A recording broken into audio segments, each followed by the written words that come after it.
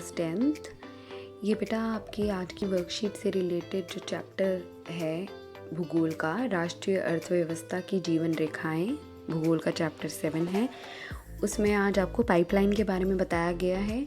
तो बेटा हम एनसीईआरटी की बुक से पाइपलाइन का जो पूरा पोर्शन है उसको अच्छे से पढ़ेंगे, ठीक है। आप मेरे साथ उसको रीड करेंगे और मैं आपको समझाऊंगी ताकि आपको वर्कशीट में जो भी बताया गया है वो अच्छे से समझ में आ जाए। साथ ही साथ कुछ भी पाइपलाइन के टॉपिक से हमारा छूटे नहीं। इसके साथ साथ थोड़े से क्वेश्चंस दूंगी मैं आपको पाइपलाइन के ऊपर, वो भी आप अपने रजिस्टर में इसके बाद करेंगे। ओके बेटा, क्लियर है आपको? पाइपलाइन का जो है वो पेज नंबर है हमारा, ये है 91 से, ठीक है, फ्रॉम हियर। तो यहाँ से रीड करूँगी मैं बेटा, आप साथ साथ समझेंगे। पाइपलाइन, ठीक है। भारत के परिवहन मानचित्र पर पाइपलाइन एक नया परिवहन का साधन है।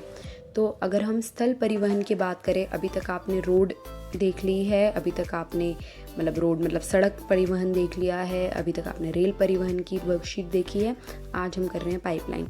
तो जो सबसे नया परिवहन का जो साधन आया है बेटा वो है पाइपलाइन। पाइप समझते हो ना, आपने पाइप्स देखी होंगी रोड पे, ये रोड के नीचे अंदर लगी होती है पाइप, जिससे आमतौर पर पानी वगैरह सीवेज जो होता है ना, वो जाता है, ठीक है। पहले पाइपलाइन का उपयोग शहरों और उद्योगों में पानी पहुंचाने के लिए होता था, ठीक है। लेकिन आज क्या हो गया है, इसका प्रयोग इस कच्चा तेल, पेट्रोल उत्पाद और तेल से प्राप्त प्राकृतिक तथा गैस क्षेत्र से उपलब्ध गैस शोधनशालाओं, उर्वरक कारखानों और बड़े ताप विद्युत ग्रहों तक पहुंचाने में किया जाता है। तो इसका अब सिर्फ काम पाइपलाइन का पानी पहुंचाना ही नहीं रह गया है। तेल जो होता है, कच्चा तेल, पेट्रोलियम जो होता है, ये सब चीज़ों को भी, जो प्राकृतिक गैस होती है, ये सब चीज़ों को भी शोधनशालाओं तक पहुंचाने का काम, कारखानों तक, उर्वरक कारखानों तक पहुंचाने का काम जो है वो पाइपलाइन करती है, ठीक है। तो मतलब क्या होगा बेटा कि अब आपको सड़कों पे ट्रकों में लाद कर, डब्बों में भर कर ये सारी चीज़ों को भेजने की ज़रूरत नहीं है, क्योंकि अब हम ये पाइपलाइंस के ज़रिए ही कर सकते हैं, ठीक है। नेक्स्ट, ठोस पदार्थों को तरल अवस्था, ठीक है। तरल क्या होता है, जो लिक्विड, सेमी लिक्विड फॉर्म होता है ना, सेमी लिक्विड फॉर्म मतलब कि जो ज़्यादा ना सॉलिड है ना लिक्विड है, दोनों का मिक्सचर हो गया, समझ लो, ठीक है। तरल अवस्था में, उसको स्लरी बोलते हैं इंग्लिश में, तरल अवस्था में परिवर्तित करके पाइपलाइन द्वारा ले जाया जाता है, ठीक है। तो ऐसी कोई चीज़ है जिसको हम नहीं भेज सकते हैं पाइपलाइन के द्वारा, तो उसको तरल अवस्था में करके हम भेज सकते हैं, ठीक है। फिर सुदूर आंतरिक भागों में, जो बहुत दूर है, शोधनशालाएं जैसे हैं, जगहों के नाम है ये बेटा, बरौनी, मथुरा, पानीपत, तथा गैस पर आधारित उर्वरक कारखाने, उर्वरक समझते हो ना, जो हम प्लांट्स में यूज़ करते हैं बेटा, फर्टिलाइजर्स यूज़ करते हैं कृषि के लिए, उर्वरक कारखानों की स्थापना पाइपलाइनों के जाल के कारण ही संभव हो पाई है। तो मतलब कहने का ये है कि ऐसे ऐसी शोधनशालाएं या ऐसे ऐसे कारखाने जो कि ऐसी जगहों से दूर होते हैं, जहाँ पर उनकी जो ये चीज़ें हमें उपलब्ध करवानी होती है, उसको करवाने के लिए हमें ट्रांसपोर्ट पर निर्भर रहना पड़ता था, जो कि अब पाइपलाइन के आने से कम हो गया है, क्योंकि पाइपलाइन हर जगह हम पहुंचाने में सक्षम हैं, ठीक है। और कोशिश भी कर रहे हैं कि ज़्यादा से ज़्यादा ऐसी चीज़ों को पाइपलाइन के द्वारा भेजा जाए, क्योंकि उससे थोड़ी जो लागत है हमारी वो कम पड़ती है, पैसा, ठीक है। तो क्या कहते हैं आगे, देखो, पाइपलाइन बिछाने की जो प्रारंभिक लागत है वो अधिक है। तो मतलब शुरू में जब हमें पाइपलाइन बनानी पड़ेगी, सड़कों को खोदना पड़ेगा, अंदर तक खुदाई करके पाइपलाइन को बिछाना पड़ेगा।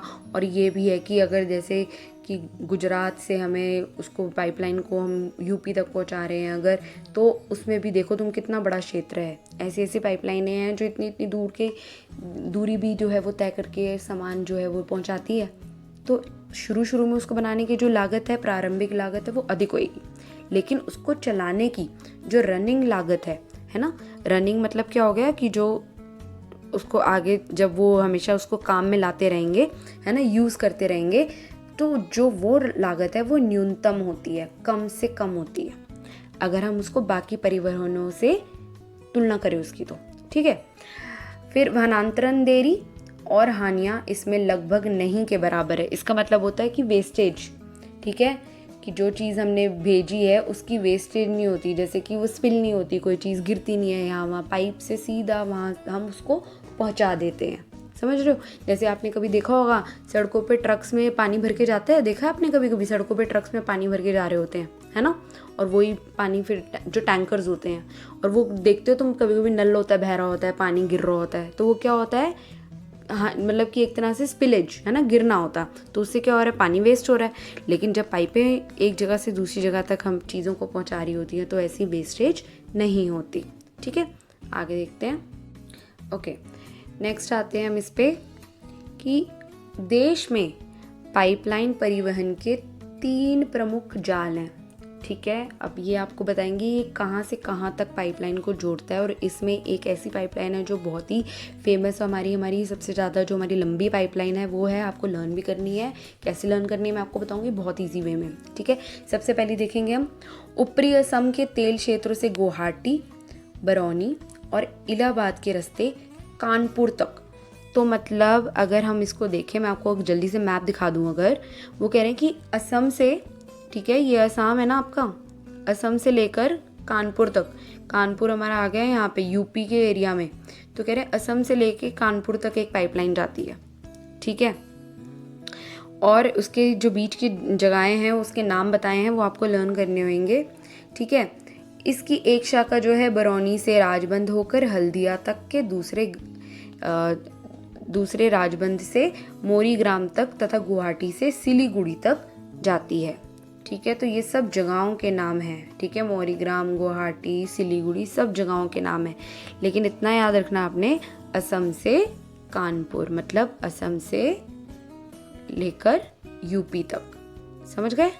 ओके, इतना क्लियर हो जाएगा तो थोड़ी सी जगहों के नाम आप लर्न कर पाओगे। आगे देखते हैं हम सेकंड पाइपलाइन। जो दूसरी है वो है गुजरात में सलाया से विरमगांव, मथुरा, दिल्ली और सोनीपत के रास्ते पंजाब में जलंधर तक। तो गुजरात से लेकर पंजाब तक पहुंचा दी पाइपलाइन। ठीक है बेटा, बहुत बड़ा एरिया हो गया ये। हम बात कर रहे हैं, ये गुजरात है यहाँ, ठीक है, और जलंधर पंजाब। ठीक है, तो यहाँ से यहाँ पहुंचा दी। ठीक है, इतनी लंबी पाइपलाइन, सोचो। उसके बीच के थोड़े नाम है, लर्न कर लेना। और इसकी अन्य शाखा जो है वडोदरा के निकट कोयली को चक्षु और अन्य स्थानों से जोड़ती है। मेन इतना लर्न कर लोगे तो भी काफ़ी होता है बेटा। ठीक है, मेन कि कहाँ से कहाँ शुरू होके कहाँ तक ख़त्म होती है वो भी लर्न कर लोगे, काफ़ी होता है। नेक्स्ट आ गई हमारी सबसे important third pipeline, gas pipeline है ये, जो गुजरात में हजीरा को उत्तर प्रदेश में जगदीशपुर से मिलाती है। इसका हजीरा का एच याद रखोगे आप, ह। ठीक है, और उत्तर प्रदेश में कौन सी जगह बताइए, जगदीशपुर का ज, एच और जे। ठीक है, ह और ज, हो गया याद।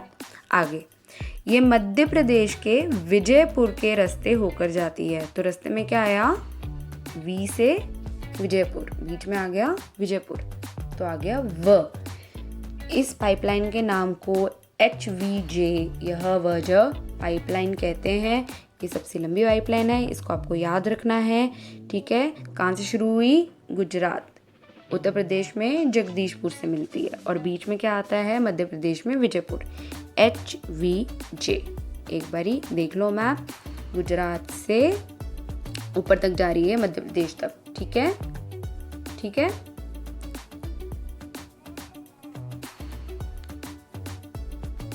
मैंने मध्य प्रदेश बोल दिया, यूपी। ठीक है, और इसका नाम लर्न करना है आपने। ठीक है, HVJ, यह व ज। ठीक है, इसकी शाखाएं जो है राजस्थान में कोटा और यूपी के शाहजहांपुर, बबराला और अन्य स्थानों पर हैं। ठीक है, क्लियर हो गया इतना, मेन आपको लर्न करना है इतना पहले। ठीक है, तो ये 3 पाइपलाइंस हो गई आपकी। बाकी अब नेक्स्ट आपकी वर्कशीट में जल परिवहन के बारे में आएगा, तब हम पढ़ेंगे अलग अलग समुद्री पतनों के बारे में, कैसे कैसे विकसित हुए भारत में। ठीक है, अब हम थोड़े से इसके क्वेश्चंस देखेंगे बेटा पाइपलाइन के। ये सिंपल सा क्वेश्चन है लेकिन इंट्रोडक्टरी क्वेश्चन है, तो आपको आना चाहिए कि पाइपलाइन परिवहन से क्या अभिप्राय है, क्या समझते हैं आप। अगर क्वेश्चन आता है तो क्या लिखेंगे, परिवहन का ये एक नया साधन है। नंबर 1 पॉइंट्स में लिखेंगे हम बेटा उत्तर, ठीक है। अगर नहीं बने आप बनाएंगे इसको। नंबर 1।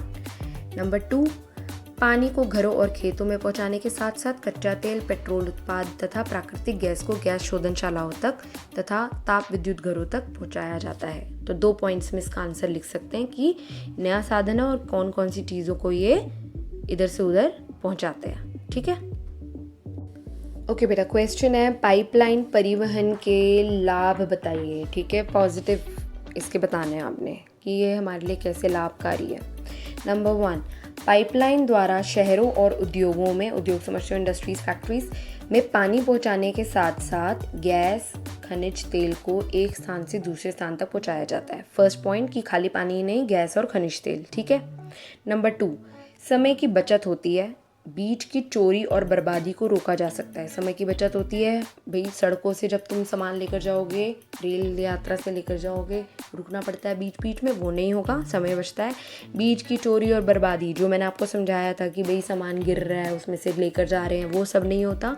चोरी चकारी हो जाती है, कभी कभी लोग आ जाते हैं, लूट लेते हैं जो सामान होता है ट्रकों में या रेलगाड़ी में, तो वो पाइपलाइन में नहीं होता। नंबर 3, पाइपलाइन बिछाने की जो लागत है वो अधिक होती है, लेकिन इसको चलाने की लागत कम है। ये भी आपको समझा दिया मैंने। शुरू में महंगा होता है इसको शुरू करना, लेकिन उसके बाद जो इसको रनिंग कॉस्ट है, इसको जो लगती है वो कम होती है। 4th, पाइपलाइन द्वारा परिवहन शीघ्र, जल्दी, सुरक्षित, एकदम ठीक है, सुरक्षित तरीके से और आसान हो जाता है, ठीक है। जल्दी पहुंच जाता है, आसान हो जाता है, सुरक्षित तरीका होता है, कोई चोरी चकारी नहीं होगी इसकी माल की, तो वो हमारा माल जो है सुरक्षित रहता है। क्योंकि पाइपलाइन का तो एक ही रास्ता होगा ना कि भाई यहाँ से शुरू हुई तो यहीं ख़त्म होएगी, बीच में कहीं कुछ और तो होगा नहीं, ठीक है ना। नेक्स्ट, रेलों पर बढ़ते दबाव को कम किया जा सकता है। तो पाइपलाइन के होने से रेलों पर बढ़ता दबाव कम हो सकता है, मतलब कि जो रेल से चीज़ें इधर से उधर हम भेजते हैं, ट्रांसपोर्ट करते हैं, वो अब हम काफ़ी चीज़ें जो हैं जो पाइपलाइन द्वारा भेजी जा सकती हैं उसका उपयोग कर सकते हैं, और इससे रेलों पर जो बढ़ता दबाव है सामान को इधर उधर पहुंचाने का वो कम हो सकता है, ठीक है। जल्दी से बेटा एक MCQs देख लेते हैं ये थोड़े से, ठीक है। भारत के परिवहन मानचित्र पर परिवहन का नवीनतम मतलब न्यू, सबसे नया साधन कौन सा है, पाइपलाइन, ठीक है। नेक्स्ट, स्थल परिवहन के प्रकार बताइए। तो स्थल मतलब लैंड, ठीक है, तो धरती पर, भूमि पर चलने वाले जो परिवहन है कौन कौन से हैं, सड़क, रेल, पाइपलाइन, ठीक है। नेक्स्ट, भारत में सबसे बड़ी गैस पाइपलाइन कौन सी है, आपको याद है, ये विजयपुर लिख रहा है, वैसे विजयपुर होता है, विजयपुर लिख रहा है ये, ठीक है। तो हजीरा, विजयपुर, जगदीशपुर, जिसको मैंने आपको बताया था HVJ या HVJ के नाम से जानी जाती है। नेक्स्ट, कौन सा राज्य हजीरा, विजयपुर, जगदीशपुर पाइपलाइन से नहीं जुड़ा है, ठीक है, नहीं जुड़ा। मध्य प्रदेश जुड़ा है, गुजरात जुड़ा है, यूपी जुड़ा है, लेकिन महाराष्ट्र नहीं जुड़ा है, तो इसका सही उत्तर है महाराष्ट्र। लास्ट क्वेश्चन है जो कि आपका नेक्स्ट आपकी जो वर्कशीट आएगी उससे रिलेटेड है, ठीक है। भारत में परिवहन का सबसे सस्ता साधन कौन सा है, तो उसका उत्तर है बेटा जल परिवहन।